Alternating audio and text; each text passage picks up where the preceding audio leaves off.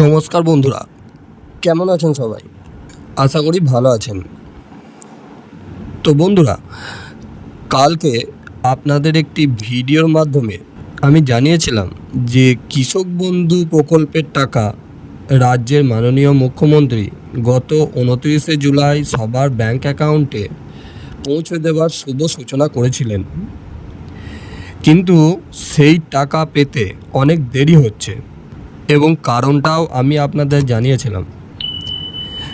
যেহেতু কৃষক বন্ধু টাকা দেবার প্রসেস ডিবিটির মাধ্যমে হয় না, সেই জন্য একসাথে সবার ব্যাংক অ্যাকাউন্টে এই টাকা ঢুকবে না।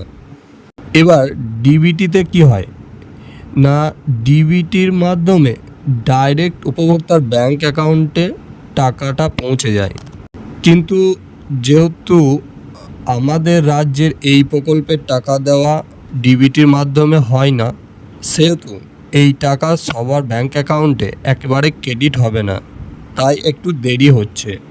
যদিও রাজ্য সরকার এর আগে জানিয়েছিল যে কৃষক বন্ধু প্রকল্পের টাকা ডিবিটির মাধ্যমে দেওয়া হবে, কিন্তু সেই প্রসেস এবারেও হয়ে ওঠেনি। বন্ধুরা, সর্বোপরি আমিও কিন্তু একজন কৃষকের ছেলে এবং কৃষক পরিবার থেকেই বিলং করি। আমি নিজেও একজন কৃষক বন্ধু প্রকল্পের উপভোক্তা।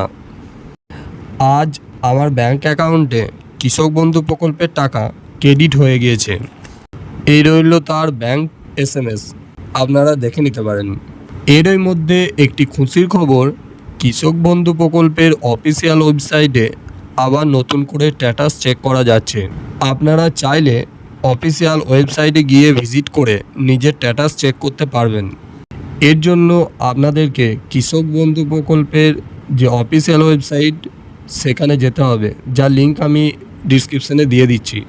ওয়েবসাইটে গিয়ে আপনি নিজের ভোটার কার্ড, আধার কার্ড বা মোবাইল নাম্বার দিয়ে স্ট্যাটাস চেক করতে পারবেন এবং সেই স্ট্যাটাসে যদি আপনার অ্যাকাউন্ট ভ্যালিড অপশানটা থাকে বা অ্যাকাউন্ট ভ্যালিড শো করে, তাহলে আপনি জানবেন যে আপনার কৃষক বন্ধু প্রকল্পের টাকা আপনার ব্যাংক অ্যাকাউন্টে অবশ্যই ক্রেডিট হবে। হয়তো কিছুদিন দেরি হচ্ছে এবং এখনও যারা কৃষক বন্ধু প্রকল্পের টাকা পাননি তাদের টেনশনের কোনো কারণ নেই। এই মাসের মধ্যেই সব টাকা পেয়ে যাবেন এবং যদি আপনার ব্যাংকের কোনো প্রবলেম থাকে তাহলে আপনি ব্যাংকে গিয়ে সেই প্রবলেম অতি সত্বর মিটিয়ে নিন, কারণ আপনার ব্যাংকের যদি কোনো প্রবলেম বা গোলযোগ থেকে থাকে সেই ক্ষেত্রে কিন্তু কৃষক বন্ধু টাকা আপনার ব্যাংক অ্যাকাউন্টে কিন্তু ক্রেডিট হবে না। তো বন্ধুরা, আপনি এই ভিডিওটা কোন জেলা থেকে দেখছেন কমেন্ট করে অতি অবশ্যই জানাবেন এবং আমার চ্যানেলে যদি নতুন হয়ে থাকেন চ্যানেলটিকে অতি অবশ্যই সাবস্ক্রাইব করে রেখে দেবেন রাজ্য সরকারের বিভিন্ন প্রকল্পের আপডেট সবার আগে পাওয়ার জন্য।